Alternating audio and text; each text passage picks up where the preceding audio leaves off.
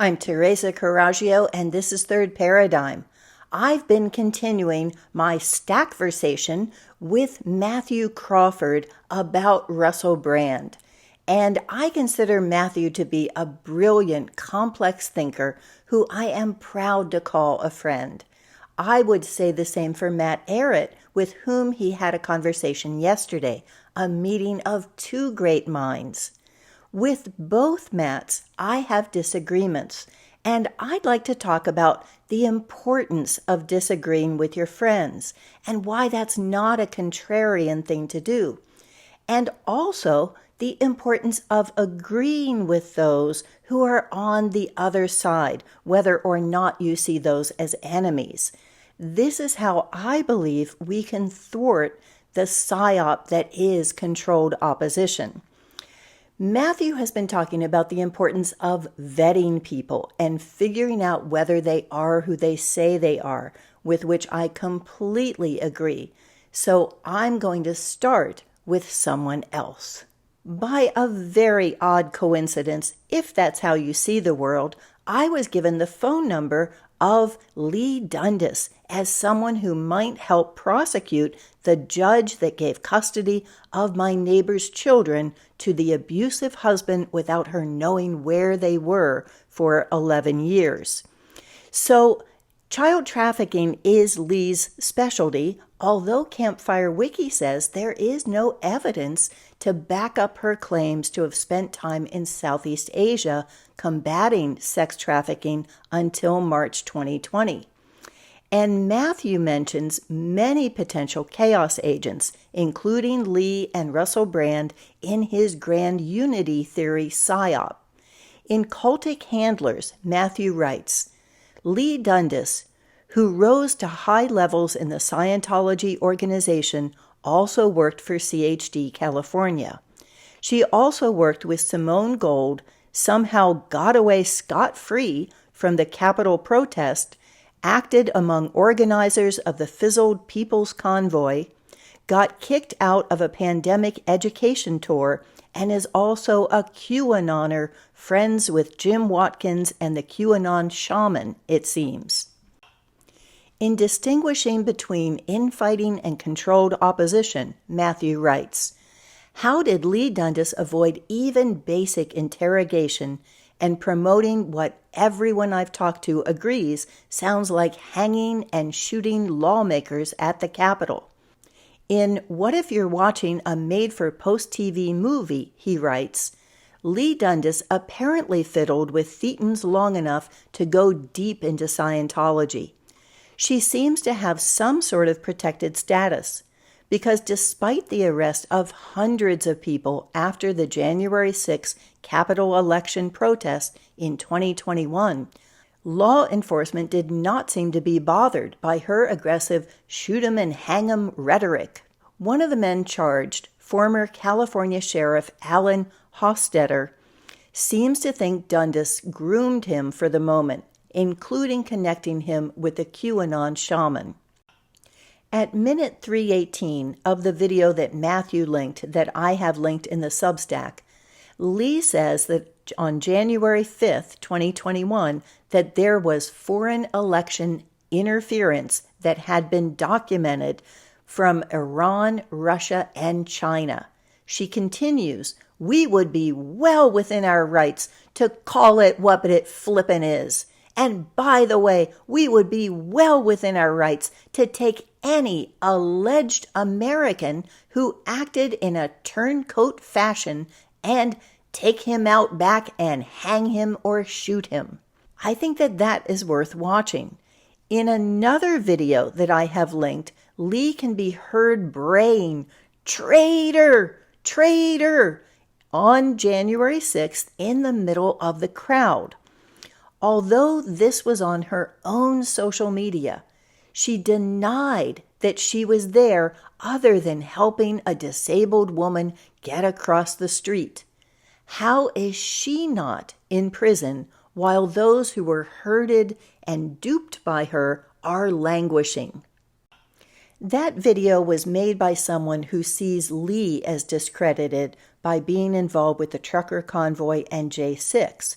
But for those of us who see the Trucker Convoy as legit and the J6 as a CIA setup, it makes her into a CIA agitator, someone who planted weapons at the Trucker Convoy and then someone who also set up patsies on J6.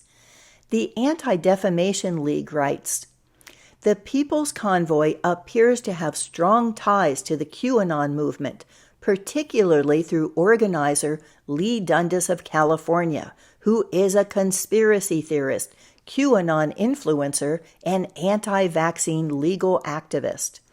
On February 18th, People's Convoy organizer Maureen Steele, who is reportedly Dundas's paralegal, announced in Bannon's war room that the protest was working with the attorney. Dundas later appeared on conspiracy theorist Stu Peters' talk show to promote the convoy, where she was introduced as an organizer. On February 23rd, Dundas delivered the opening remarks to protesters as they gathered at the Adelanto Stadium. Dundas has a long-established history of associations with extremist and extremist movements, including the January 6 insurrection, QAnon, and the militia movement. Notably, at a Stop the Steal rally held outside of the Supreme Court the day before the January 6 insurrection, Dundas gave a speech to the crowd in which she suggested that protesters should take traitors out back and shoot or hang them. She was photographed at a door of the Capitol building during the insurrection, but has not faced charges. It would also seem that her bank accounts have not been frozen, even though police later arrested 11 people in connections with the massive weapons cache in the Trucker Convoy. As Vice writes, the news of the gun arrests come just as Canadian Prime Minister Justin Trudeau is reportedly ready to invoke the never-before-used Emergency Act, which would grant him more power to deal with the Freedom Convoy protesters. Trudeau held an emergency cabinet meeting that Sunday to discuss invoking the Emergency Act, which authorizes the taking of special temporary measures to ensure safety and security during national emergencies.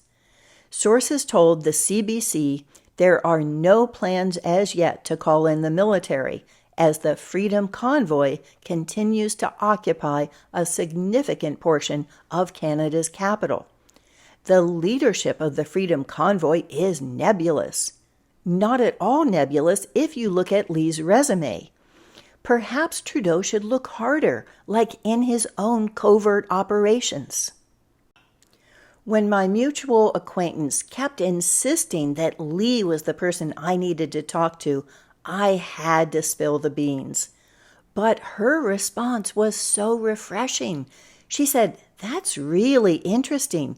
She is so egocentric." And so she had had that intuitive sense that there was not a connection there. And so we've been trading information and research because I was also really struck by Leigh's bombastic, arrogant style. And I think that that's a tell, just like Robert Malone, just like Greta Thunberg. So by the end of that conversation, we were fast friends.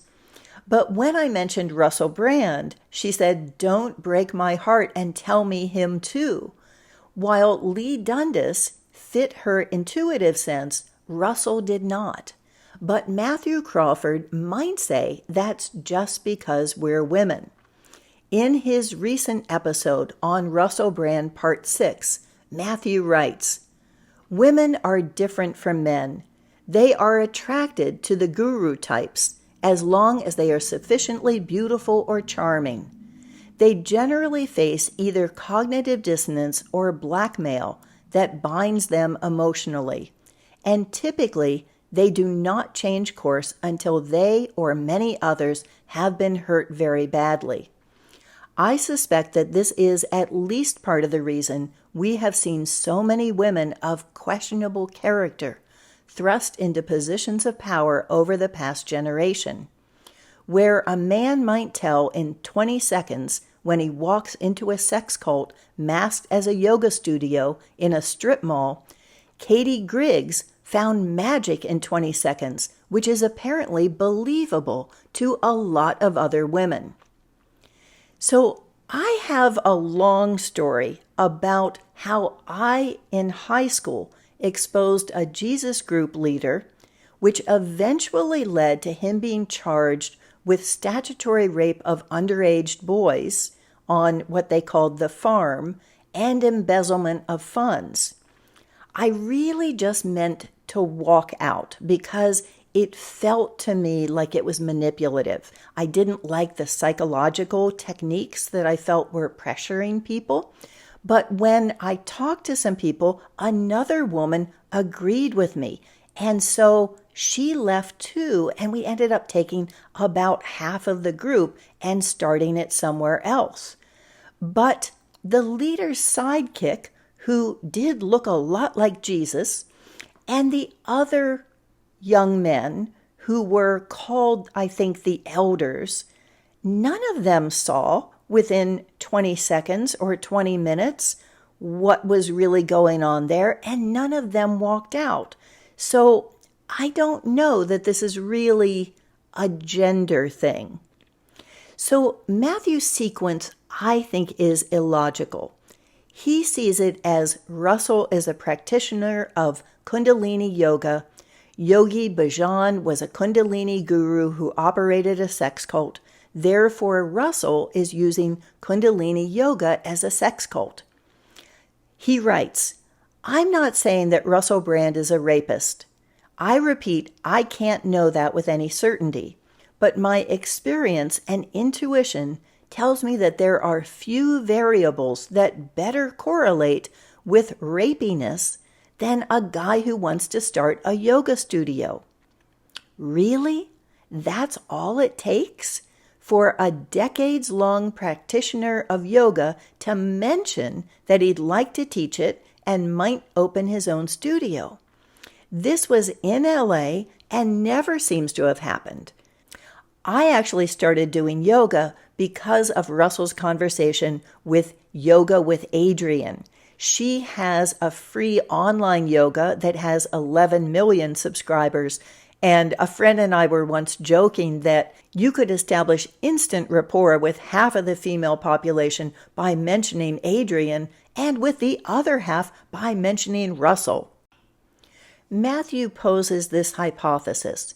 You're a guru precisely when your followers accept your silence, deflection, or jokes about your abuse of people. To prove his point, Matthew links the deleted interview in which Russell jokes about rape and child abuse. So this 38-second clip is taken out of context, so I don't know the whole prelude. But Russell is having a serious and sensitive conversation with another comedian about what it is that his comedy protects. He says, "It's not my extremism that I need to protect, it's my mundanity. I'm just a bloke from Essex, from a single-parent family. So if there's anything being protected, it's that." And then to make fun of him using his humor to protect how boring and ordinary he is, he quips, "Oh, and also, I raped someone once." He looks around the chair for his water and then ad-libs, "But I killed her too." And the host adds, "She'll never tell." So humor works by surprise, by slipping the rug out from under your expectations. It's a juxtaposition that jolts.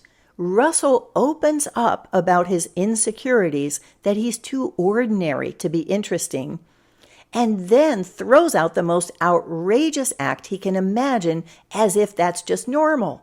That's funny. It's not joking about raping a woman. It's using rape and murder as the obvious opposite of who he's just confessed to be, a common bloke from Essex. No one could take that seriously. From the same article, Mathew cites Russell joking about raping children. He quotes, "Later, he referred in a sort of monologue to how the Greeks had sex with children. They didn't mind. They were clever, weren't they?" he began. "I've done another triangle, and I'm fucking a little kid. This is great. Fuck the kid with the triangle." Mathew asked who would find this funny, and I agree. It's completely out of context and out of character for Russell because it's not funny at all. Where's the rest of the joke? But this gets across the same point I made in my book, that the ancient Greeks who developed our form of government were assholes, slave owners, colonists, misogynists, and kid fuckers. Why are we emulating and exalting them? Russell derides the ancient Greeks by associating them with the worst behavior imaginable and making up a conversation where that's completely normalized, which it was. We all know that. Russell is bringing out in the open the revolting, immoral, abusive patriarchies of democracy, who excluded 80% of the population and kept peasants docile with the illusion of choice, but only between that 20%. Like me, Russell is an anarchist. So don't blame us for the last 3,500 years of rule by kid fuckers. In the yoga example, Mathew quotes that Russell walked out of his yoga studio in protest when a teacher couldn't break her contract. The source says Demi Moore also went to this studio and also walked out. From this, Mathew segues to Demi saying that she wanted power like Madonna. And then he goes back to Katy Perry and Russell's association with women who pattern themselves after Madonna. So first, these are both from over a decade ago. It's an LA studio. Second, it doesn't even indicate that Russell and Demi even spoke or walked out at the same time. Third, Mathew can't have it both ways, indicting Russell for having married Katy, but then blaming him for divorcing her with a text. If she is the monarch replacing Madonna as the satanic queen of the coven, shouldn't you congratulate Russell for escaping her clutches? In the comment thread of one episode, Mathew suggested that I should talk to people who knew Russell personally to figure out if he's violent. I responded that if I had access to people who knew Russell, I would have used it a long time ago to try to get him to interview me, since we're both supporters of the decentralized government that I design in my book. My question for Mathew was why Channel 4 waited 15 years to solicit these allegations, rather than when Russell was at the height of his celebrity. It seems like it would have made a better story. No matter what the truth is, the timing is utterly suspicious. And to have every media outlet and even Parliament involved in canceling him, that's not a sudden desire to stand up for women. Mathew answered, "I want to respond to your question about why the accusers did not previously come forward if they're telling the truth. Understand that this is a difficult question to even read. Millions of women who have been raped would want to strangle you after reading that question. The question seems belittling and offensive to each of us who grew up tortured in a cult. How could the answer not be obvious? Fear. If you have to ask the question, the revelations of the Matrix are going to spin your head. Your worldview has a gaping hole in it that is too large to patch. Almost everyone you know is likely hiding gruesome secrets as large as what you discovered about your neighbor and her kids, or larger. Appreciate that you were lucky enough not to have to know." I answered, "You misread my question, Mathew. I asked why Channel 4 and the media didn't solicit these stories 15 years ago if it was their intention to expose Brand as a sexual predator and protect future women. They're the ones who solicited them now. And I made my meaning clear by saying it made a better story when he was famous as a sex symbol, not as someone exposing political, economic, medical, and media collusion in order to control the global population. I have no doubts that a pedosadist cult rules the world, from my other research on Annika Lucas, Whitney Webb, many revolting videos, and even the adrenochrome horror. I felt like I'm wading neck deep in the mire of this. But you're saying unless I dunk my head all the way in and assume the guilt of everyone without evidence, I'm just a naive innocent who you have to set straight about the big bad world. Is that not another form of patriarchy? What you're contending is that Russell is a sexual predator and psychopath, if I understand that correctly. Fear kept his victims from coming forward, and his crimes were covered up. Channel 4, the mainstream media, and the UK Parliament are heroes, really, for exposing this and defending the victims. They're just good people who care about women. That's the only reason they've elicited these stories now. Isn't that blaming the individual, but assuming the innocence of the media, high tech, and governments? For all of this research, what's your overall point for its importance? I really value your analytical abilities and integrity, Mathew, so I mean the question sincerely, not rhetorically. Thanks for the attention you've given to this. And Mathew ended by editing his reply to say, I did misread your question, but perhaps at least partially because it doesn't make sense to me. Who cares why Channel 4 didn't come forward 15 years ago? It may be that they chose now because it's a new era and they have people there who care about pushing predators out of entertainment. It may be because in early 2019, Brand was identified as somebody who was anti-establishment, though I very much doubt that, and I doubt he is anti-establishment. Personally, I think that Brand was sent into the alt media as a time bomb of some sort. But I don't need to know that to know that he acts as a hypnotist whose reputation becomes intermingled with everything he touches. I think asking the question seems like a short-circuiting of a critique of Brand, like, see, they're out to get him, and they could be, but it's not relevant to any of the most important questions.